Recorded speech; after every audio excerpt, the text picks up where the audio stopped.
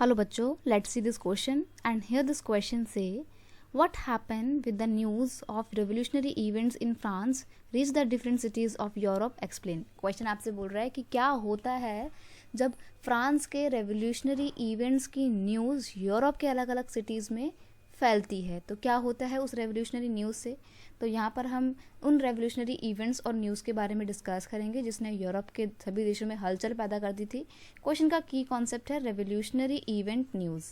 तो देखिए क्या हलचल पैदा हो गई थी न्यूज़ से। When the news of event in France reach the different cities of Europe, student and other member of educated middle class people setting up Jacobin club. जैसे ही फ्रांस में जो रेवोल्यूशन हुई थी, कब हुई थी, 1789 में हुई थी।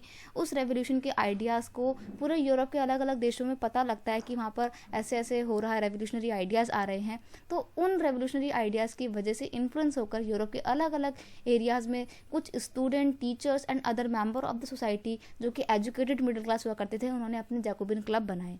There activities and campaign prepared the way for the French armies which had entered into the Holland, Belgium, Switzerland and much of the Italy in the 1790s। यानी कि जैसे जैसे ये उनकी एक्टिविटी बढ़ती जा रही थी, उनकी रेवोल्यूशनरी एक्टिविटी बढ़ रही थी, उनका कैंपेन आगे बढ़ रहा था, वैसे वैसे यूरोप के अलग अलग कंट्रीज़ में फ्रेंच आर्मी के लिए रास्ता छोड़ा गया।